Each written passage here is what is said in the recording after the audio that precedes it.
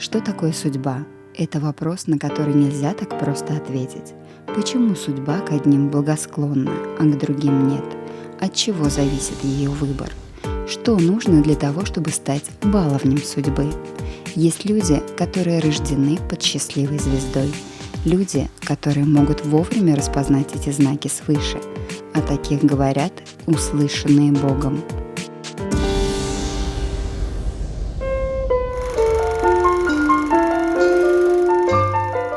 Мы жили в коммунальной квартире, это на Беговой, рядом со стадионом «Пионер», район «Динамо» в Москве. И с 11-го этажа, в котором мы имели коммунальную квартиру, был велотрек виден и теннисные корты. И школа была спортивной, потому что на 698-й напротив спортивной школы был стадион «Пионеров». То есть мы, если прогуливали занятия, что прогуливали на стадионе. Причем у школы был фруктовая аллея, и, соответственно, часто мы срывали фрукты, там и милиция бывало нас гоняла. Но, во всяком случае, район был спортивный, благодатный, веселый.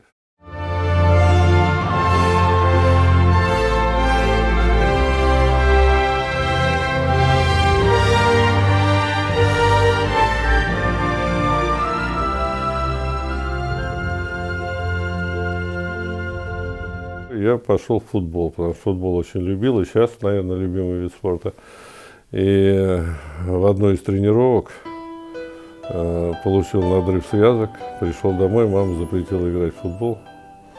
Я пошел в теннис, потому что в конце тренировки там играли в футбол.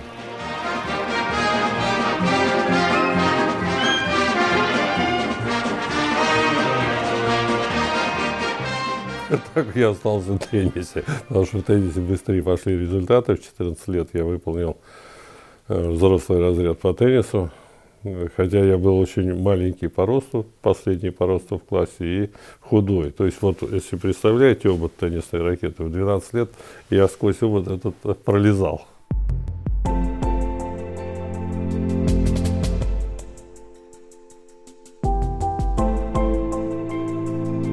Интересная история. Может быть, я от тенниса и не остался. Тренер меня уговорил, я в то время бросал теннис, но он приходил домой, уговаривал маму, чтобы я ходил на теннис. И самое интересное было, после тренировки он был чемпионом Советского Союза до 21 года, уже в 21 год тренировал, вот группу детскую вел. И у него был мотоцикл с коляской. И он после тренировки сажал меня в коляску и довозил до метро. Может быть, этот фактор тоже сыграл роль, потому что интересно, как на коляске проходиться по мотоциклу. В те времена это сказка была. И вот именно такими путями, вроде бы, как я полюбил теннис.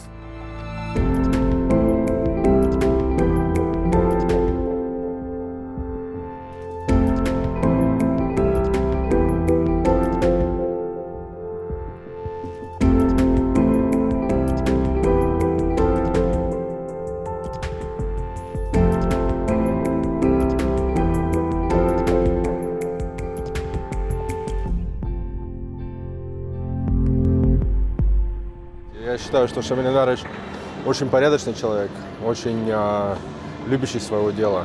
И, наверное, это самое главное его качество. Есть свои специфики у него, методы, которые, естественно, я вам раскрывать не буду.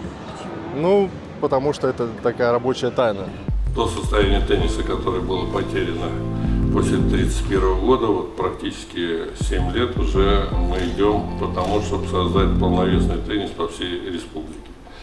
На сегодня есть решение развития тенниса в юго-восточном регионе Республики Татарстан. То есть подписано, до 2020 года появится в 6 городах теннисные центры, так что специалисты очень нужны.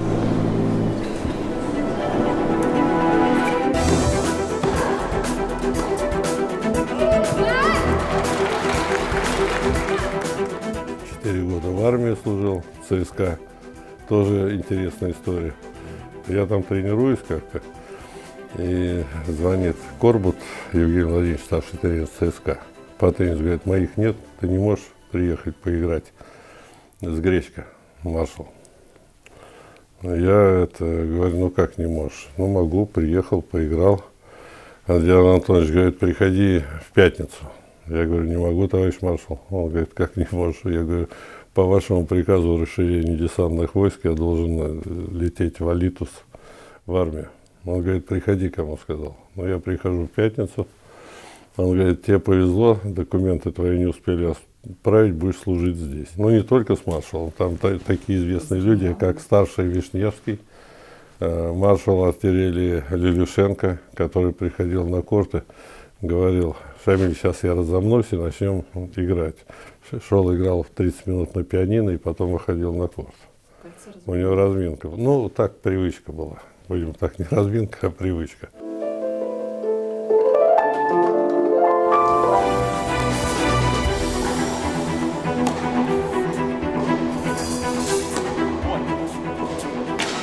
Теннис считается дипломатическим видом, мы еще называем его шахматы в движении. Весь артистический мир играет. Но если в Америке считается, что в каждой семье есть теннисист, сейчас по миру 101 миллион человек играет, то, конечно, он такой, с одной стороны, вроде бы как элитный, но доступный. И реально по выкладке английских и ученых из Австралии считается самый хороший вид спорта для здоровья в плане ухода из сосудисто-сердечных заболеваний. Именно в том, что идет часто переключение нервной системы, адреналин все время, результат достаточно быстрый в каждом гейме, то, соответственно, нервная система она восстанавливается быстро, и это во благо здоровья. Ваши аплодисменты.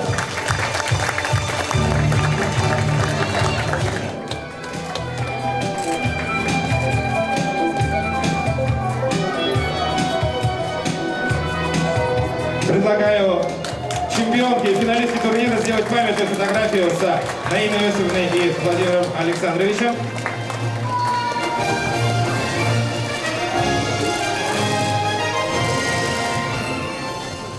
Так как я профессиональный спортсмен, играл всегда, если говорить с Борисом Николаевичем, да, с Ельциным, то напротив уже не профессионалы играют. И, конечно, ты в игре создаешь шоу в том плане, чтобы было интересно всем. Потому что ясно, когда профессионал играет с любителем, он не может проиграть дом любителя. И с этой точки зрения задача была, как бы, чтобы люди отдохнули, получили релакс. Так Ельцин считал, что лучшего вида спорта, как отдых голове, нет как вид спорта, как теннис. Я заходил в кабинет к Борису Николаевичу, выбирается там 30-40 минут. Мы через 10 минут на корте поиграли, восстановились, уехали на работу. И у него как бы это в системе было 2 раза в неделю до работы. Он обычно рано ложился и рано вставал, где-то в 5, 4-5 и работал с документами. А мы выходили там с 7:30 минут на 40, и потом он шел на работу. То есть это как бы было в программе.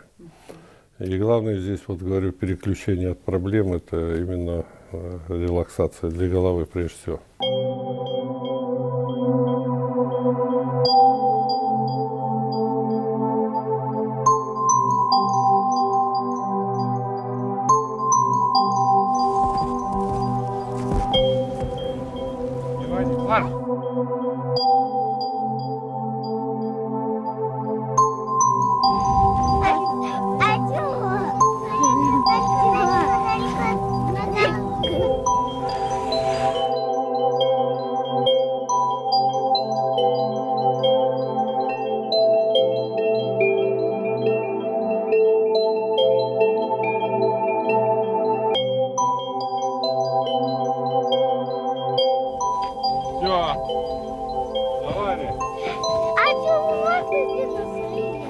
Да, вот ты его сбил, вот давай, скажи, Шамиль, вставай, давай еще раз. Давай. У нас разные бывают ситуации, как у всех братьев, очень так все волнами. Но, в принципе, до недавнего времени периодически теннисные матчи устраивали, брат против брата. А между братьями вот есть вот эта нотка соревнований? Конечно, конечно. конечно. Ну, теперь уже он больше со мной, чем я с ним, потому что, ну, я поспокойнее стал относиться. Все-таки семья самое важное, а кто там выигрывает, ну, это уже не так важно. Главное, чтобы семья выигрывала. Мягко ему в ноги, чтобы он из-под сетки играл. И животом на сетку, и следующий забивать. Будут ошибки, не будут, неважно. Но так. А с приема, если первый выпадает, второй вообще входи в корт и сразу атакуй.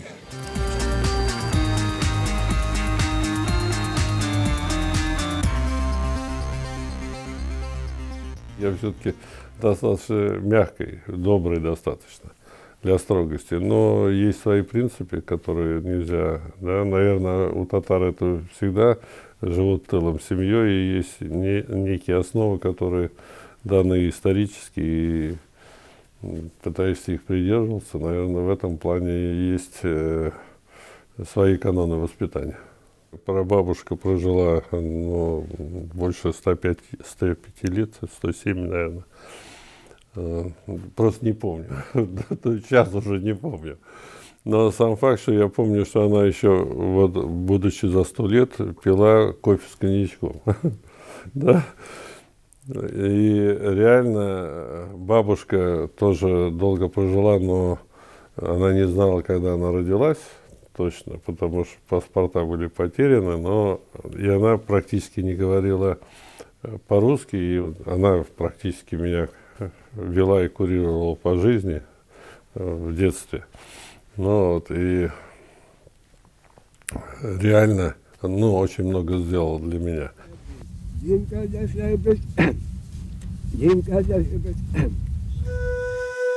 Мама с отцом переехали в Москву в 1932 году, родились в Пензенской губернии, тогда это деревня Татюник, это 120 километров от Саранска в сторону Москвы. Там татарская деревня, часто я там бываю, и деревне больше 900 лет, и в свое время проходил Екатерининский тракт, там, то есть деревня, торговали пушниной, торговый путь, в общем, был.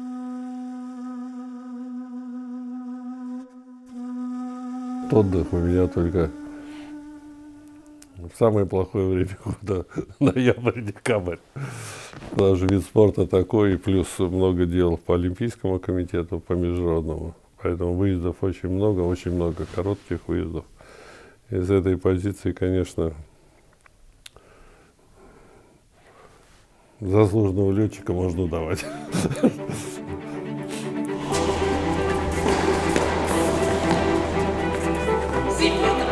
Это был, пожалуй, в мире, может быть, самый молодой капитан.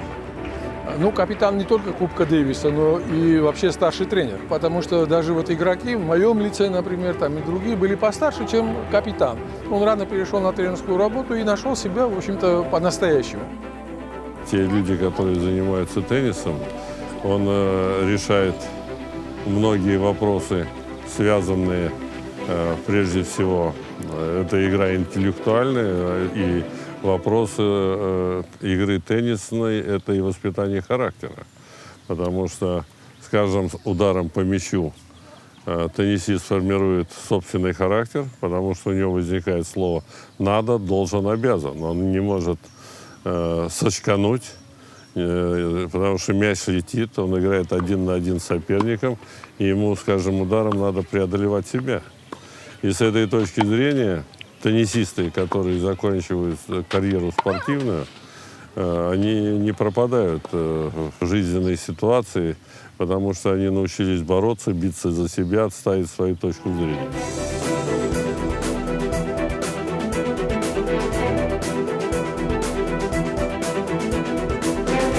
Позитив, который от него исходит, вера в то, что все даже вот эти сложнейшие какие-то проекты, трудности, они все будут преодолены, и вот эти, может быть, где-то какие-то мечты в плане тенниса, они все осуществимы. Поэтому вот это очень важно для меня, понимать, что действительно все достижимо и все можно достигнуть.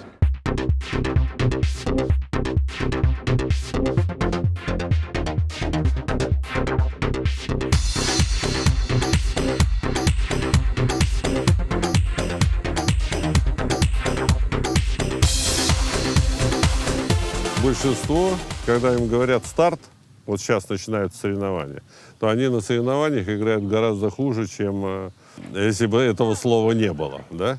Старт. И где-то 30% только играют лучше, чем на тренировках. Вот эти 30% мы считаем, что они имеют спортивный характер. Поздравляю вас с хорошей игрой оба.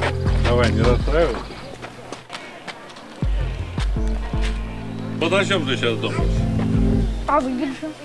А? О выигрыше. Ты должен думать сейчас, отдыхать и думать, какой тактикой ты будешь играть.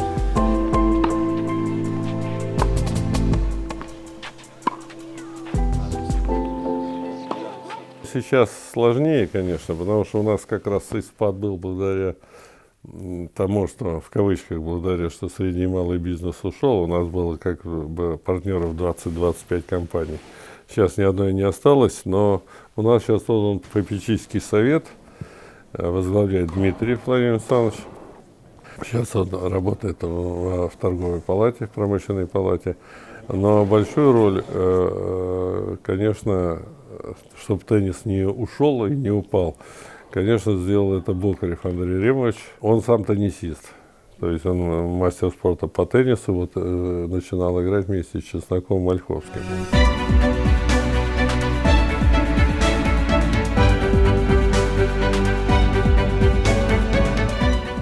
Катаклизмов, которые происходят на международной арене в плане, наверное, общего отношения к России сейчас, они, конечно, усугубляются политикой. Если говорить о допинговых скандалах, то, конечно, во многом мы виноваты сами, потому что очень много даем поводов для того, чтобы это раскручивалось. Но, с другой стороны, если не было вот этой жесткой политической составляющей, конечно, наверное, было бы проще. Сейчас допинг, наверное, перерос то значение, которое было раньше, потому что сейчас два препарата, принятых, если они автономно, не допинг, и ты их выпил, в организме может пойти реакция и показать допинг. Кофе, там 8 чашечек в день тоже могут показать допинг. Поэтому такая тонкая грань. И я думаю, что многие моменты, они возникают потому, что у нас в этом плане отсутствует достаточно образования и культуры. Потому что, как правило, дети в детских спортивных школах обычно пьют то, что дает тренер. Катализатором запрета Мельдония послужили Бакинские игры европейские, потому что там в основном участвовали страны СНГ. И когда проверял лаборатории на препараты, что кто принимает, оказалось, что 15% пьют Мельдоний. Ну вот, и долго не разбираясь, ВАДА признает их допингом. Правда, потом, уже после проверок западной лаборатории, слово допинг превращается в запрещенный препарат. И реально по уставу ВАДА может любой препарат запретить.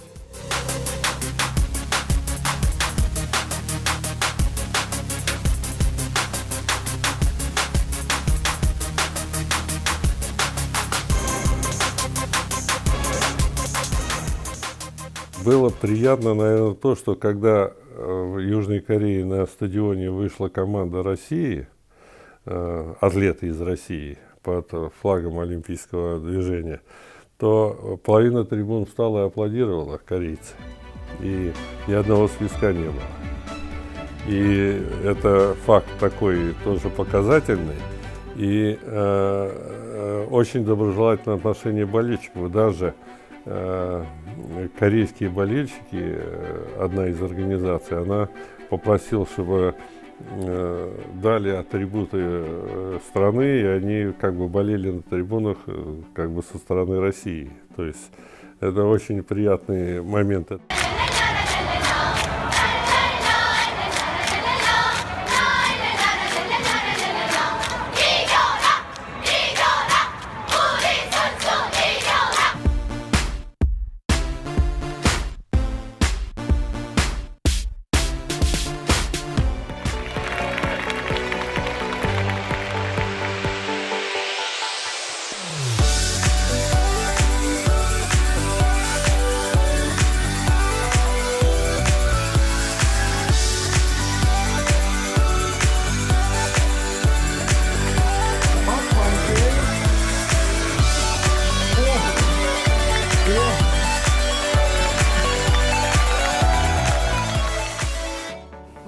Теннис сейчас на каком уровне? Ну, среди российских это сильнейший игровой вид спорта. Мы больше всего выиграли за всю историю государственности российской. То есть у нас мы выиграли 6 командных турниров. И на сегодня 35 победителей Большого шлема, ну, чемпионов мира. 35 раз выигрывали. Поэтому, в принципе, если говорить в Европе по молодежному юношескому составу от 12 до 18 лет, за последние 15 лет мы 12 лет первые. Поэтому с резервами у нас все в порядке, но немножко, как у всех, ресурсов не хватает. Но принцип, что мало денег один чемпион, а много денег много чемпионов, он сохраняется, потому что если есть система, есть вот то, что система есть, это показатель, что мы Европу выигрываем на постоянной основе по молодежному юношескому составу. Если есть система, остальное все зависит от средств. Больше средств, больше побед. Смотри, сюда идет. А тебе надо отсюда сюда. Видишь, плечо. И все же главная победа в жизни Шамиля Торпищева – это не золотые медали. Главное достижение – это его семья. Для него, как для любого татарина, это крепкий тыл и уверенность в завтрашнем дне. Он благодарен судьбе за это. Этот знак он увидел свыше. Он был услышан Богом.